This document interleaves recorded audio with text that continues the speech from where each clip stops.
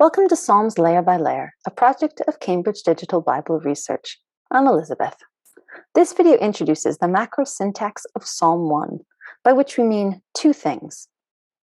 First, we mean syntactic units and connections above the level of the clause. In Psalm 1, we'll find units bound by coordinating conjunctions, in this case always vav, and we'll find two kinds of subordinate units. Those that are relative clauses, introduced by the relative particle asher, and we'll have other subordinate units introduced by other subordinating conjunctions. Second, we'll address word order within the clause. We'll begin with the sections formed by the coordinating conjunction and. Conjunctions can operate at many levels within a text, and one of the first jobs of macrosyntax is to determine at what level a conjunction is operating. In every case, a coordinating conjunction is joining units at equal levels, but this could be the level of a word, a phrase, a clause, or a larger section of discourse.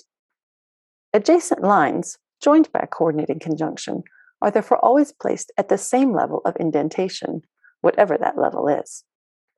On this screen, we see only the units formed by conjunctions joining adjacent clauses with no embedding within the clauses.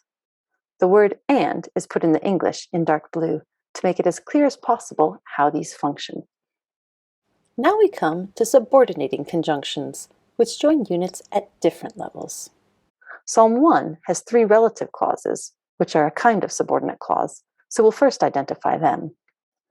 The relative particle asher in Hebrew is not actually a relative pronoun, but English needs a relative pronoun, so it's here put in gray to identify those units. Note that, in English, relative clauses are restricted to one clause each, though it may have a compound predicate as our first unit here, who does not go in the counsel of wicked people, and does not come to a standstill, and does not settle in the dwelling place. But Hebrew does not have that restriction, and the Hebrew actually has three separate clauses, all bound into one discourse unit. The gray boxes here delimit the full units, which we're calling the discourse sections. Whereas coordinating conjunctions make adjacent lines at the same level of indentation, subordinating conjunctions always cause increased indentation, and you can see that with the relative pronoun in gray, and then the lines beneath it indented. The combination of these two, coordinating and subordinating, is what gives most of the structure to the psalm.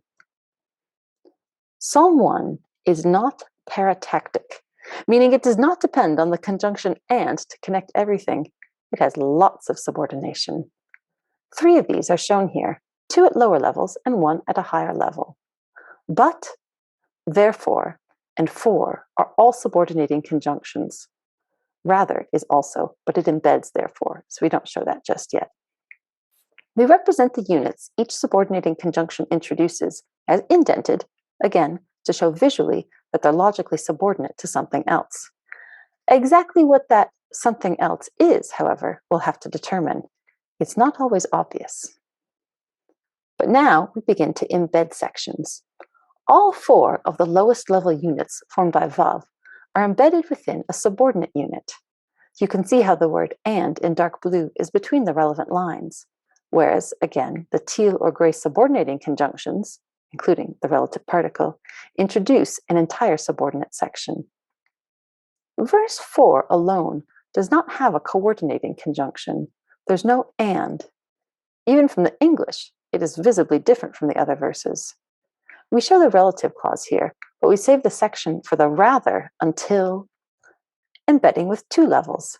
We can see that the and, opening verse 3, joins together all of verses 2 to 3. It means the first three coordinate sections encountered all have three elements. Nowhere in the rest of the psalm do we find a threesome.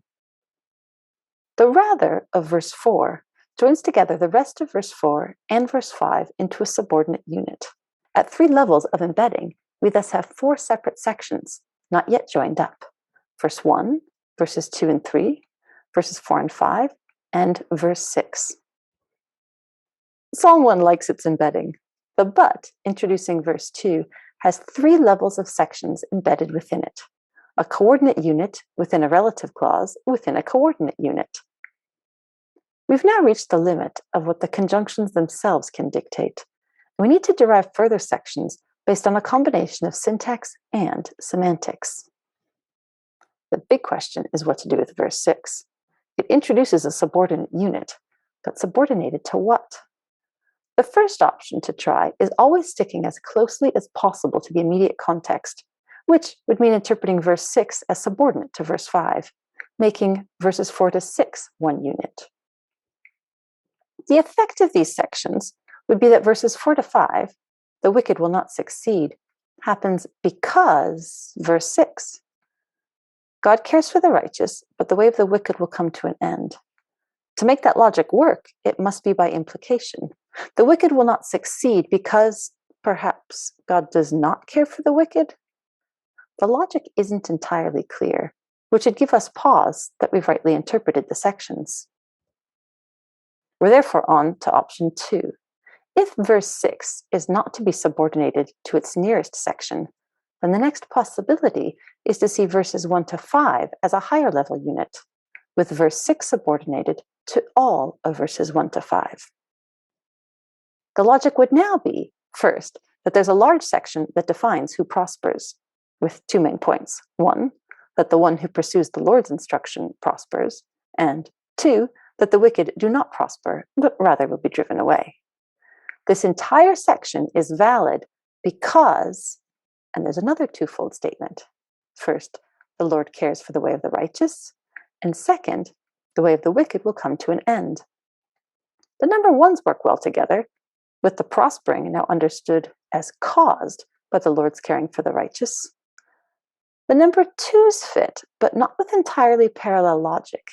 Here, the wicked will be driven away, and we might insert eventually, meaning that while the way of the wicked may prosper for a while, it will eventually come to an end. And knowing that means, even now, that we know the wicked are worthless and only to be driven away. This is a more satisfying interpretation. Let's look at the implications. If we understand verses 1 to 5 as a larger unit, with verse 6 subordinate to all of it, this is how the psalm may read. Happy is the one who does not follow wicked ways, but instead of following wicked ways, he follows the instruction of the Lord, and he prospers. Not so the wicked people.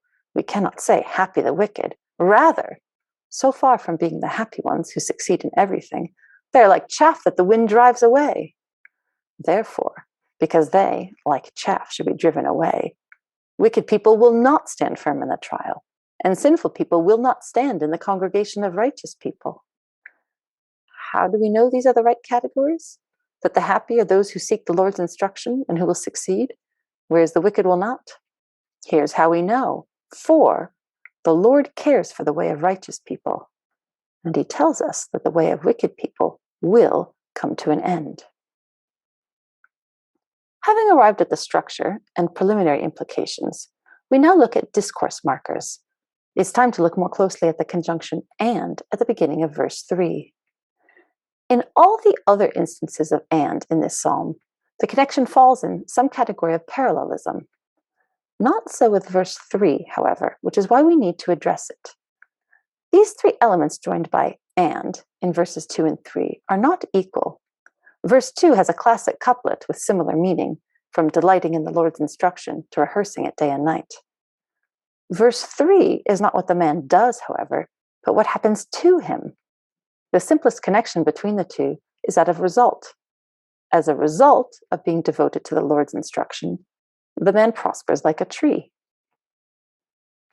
Not so is also a discourse marker of sorts here, saying that the wicked are not like the one previously described.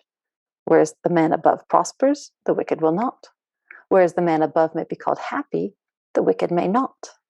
There's more cohesion that connects the opening of verse 1 with the opening of verse 4. Both are formally sentence fragments, though we often convert them to full sentences in English. Happy the one, and not so the wicked. They are also the only instances in Psalm 1 of the full written article. Poetry often drops the definite article in Hebrew, so its appearance should always prompt one to ask, why is it here? In this case, there are multiple indications that verses 1 and 4 are to be understood together as functioning similarly. In this case, They're both opening new sections of the psalm. The implications for the discourse markers reinforce the implications for the sections. There are 3 sections. The first, on the one worth calling happy. The second, the wicked not worth calling happy. And the third, the reason why. The third is not at the same syntactic level as the first 2, because it is syntactically subordinate. Syntactic subordination of units does not always become discourse subordination, however. Now we turn to word order within the clause.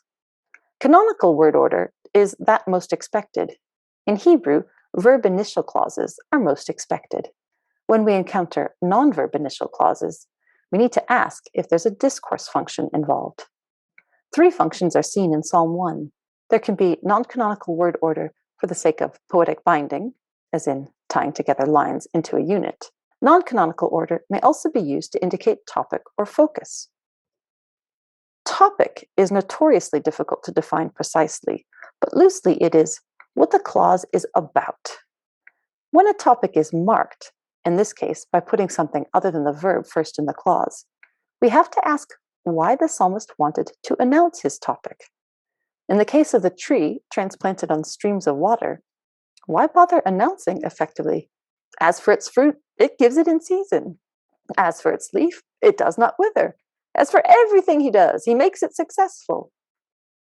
One likely use of marked topic here is to culminate this third instance of a set of 3, to mark the exhaustiveness of the success of this tree. Name the topic, and the tree succeeds in that area. You can't think of an area where the tree does not succeed. The psalm also closes with a marked topic. The Lord cares for the way of righteous people, and as for the way of wicked people, well, it will come to an end. By explicitly marking the way of the wicked as topic, it raises the expectation that something will be said about the Lord's attitude toward it. Comparison between the righteous and wicked has been the mainstay of the psalm. So here is the culmination. The Lord is squarely on the side of the righteous. But what about the way of the wicked? Nothing explicit about the Lord is said, however, only that the way of the wicked people will come to an end. The literary implication with announcing the topic and then saying something already known is that objections must have arisen. If some were questioning if the way of the wicked might prosper after all, the reply here is that all that matters about the way of the wicked is that it will end. Whether or not it prospers for a time, it will come to an end. When the psalm is understood as intended to persuade people to abandon wicked ways and pursue the Lord's instruction, this closing note is powerful. Whatever the audience might have thought before about the way of the wicked, they need to know this: it will come to an end. It is not an option if one is seeking prosperity. Focus can be loosely defined as what the clause says. Marked focus is special in that it tends to evoke a contrast with other options and has an exclusivity about it. In verse 2, the prepositional phrases at the beginning of the clauses indicate that it is in the instruction of the Lord that his delight lies, and nowhere else. It is his instruction that he rehearses day and night, and nothing else, or even perhaps nobody else's. Note the repetition of the word instruction, as if he's already started rehearsing it simply by repeating the word right in the psalm. Lastly, non-canonical word order can function for poetic binding. In verse 1, putting the prepositional phrases before the verbs in the second 2 lines does not mark topic or focus, but it generates a tight poetic unit with a perceived balance and closure. The implications of the word order thus both highlight the role of the instruction of the Lord, as defining this one called happy, as well as dramatically presenting his success as all-inclusive of anything that could be imagined. The contrast between the man of verses 1 to 3 and the wicked of verse 4 is stark indeed. To summarize the implications of all the macrosyntax, happy is the one who does not follow wicked ways, but instead of following wicked ways, in the instruction of the Lord alone is his delight, not in wickedness. And as a result, all that he does, he makes successful. nothing is left to be desired. Not so the wicked people. They are neither happy nor succeed. Rather, sinful people will not stand in the congregation of the righteous. These two categories are valid because, well, for the Lord cares for the way of righteous people, and as for the way of wicked people, it will come to an end. End of story. This has been Macrosyntax of Psalm 1. All our videos are provided free thanks to donations. Visit cdbr.org to learn more. Thanks for watching.